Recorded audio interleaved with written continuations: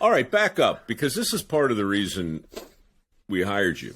I want people to understand you did something that we talk about a lot on this podcast. I mean, you just have to do it. You just kind of have to go for it. But on Deadliest Catch, we almost always talk about it in terms of the greenhorn, the guy who shows up to work on the boat, doesn't have any experience at all, and there he stands on the dock waiting for some captain to come along and tell him to beat it and get lost, and most of them do. But that was you, except you went out there to produce, not to haul pots, to actually produce maybe the #1 show in nonfiction. You just leave the holler and just go to Dutch Harbor, Alaska. Well, actually, I guess you go to L.A. and hit OP first, Original Productions. But tell me more. Who'd you talk to? And did they tell you just to go crap in your hat and beat it? And did how many times you have to go back? How'd you win them over? Well, so initially, I worked on a show that came locally. And it's so funny because you talked about Bigfoot earlier. A show came locally. Craigslist ad was like, hey, we're looking for somebody to work for us. National show. I just sent in a resume because I made like videos on the side and was always into it. And they call and I work on it, and it's Finding Bigfoot, like the first like Bigfoot show that got big.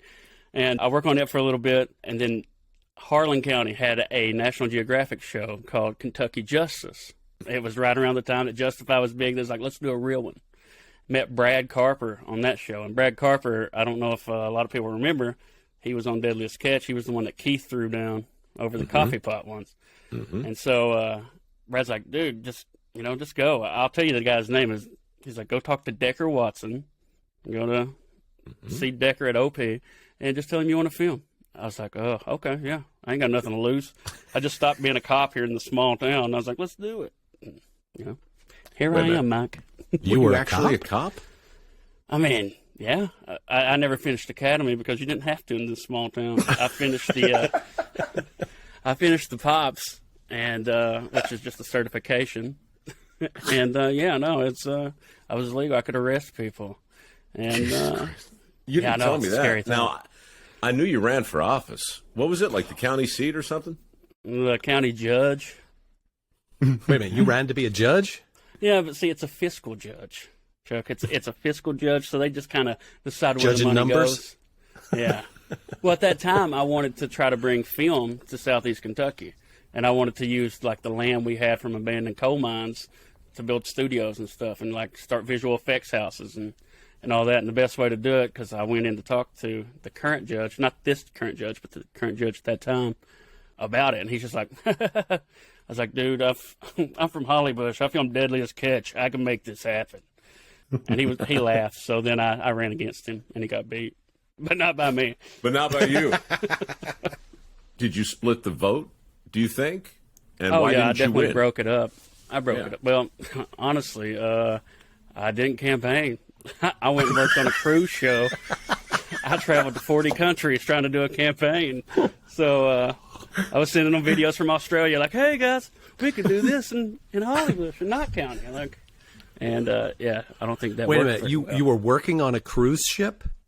The show was it was a vacation show, and so we went to like 40 countries on a ship, on different ships. Wow, And, what was that? Yeah. Who was that for? It was Vacation Creation. It was on ABC, like Saturday, Sunday mornings. Yeah, it was Lytton Media. Yeah, But, I know Lytton. Sure. Yeah. I did a show called, I think, Cruise Ship Reborn, it was called. And it was basically makeovers on cruise ships. I just narrated it. But it was on for a couple seasons. People will watch anything, Zach, as you know. They will. I know. I narrated a show called The Secret World of Cruise Ships. Which just was basically the workings of it. Look at this. This is our 6 degrees right here. Well, there it is. 3 men who are right on the verge of cruising. Man. All right, so back up. All right, so we got a political career. We have a law enforcement career. You were sort of a cop that could arrest people but didn't get through the academy on account of the standards in the holler. Yeah. You ran for judge but didn't get elected because you were busy working on cruise ships, traveling around the world. But you did manage to split the vote, thereby destroying the career of your predecessor. Before this, you get out to L.A. Now, do you drive? Do you hitchhike? Do you take a summer? drove. You drove, of course. I've drove like 10 times from Hollybush to L.A. and it's the worst drive. Tell you By right the way, now. Chuck, how awesome! He lives in Hollybush and he drove to Hollywood. Is that the real name of the Hollybush? Hollybush. That's the name of the.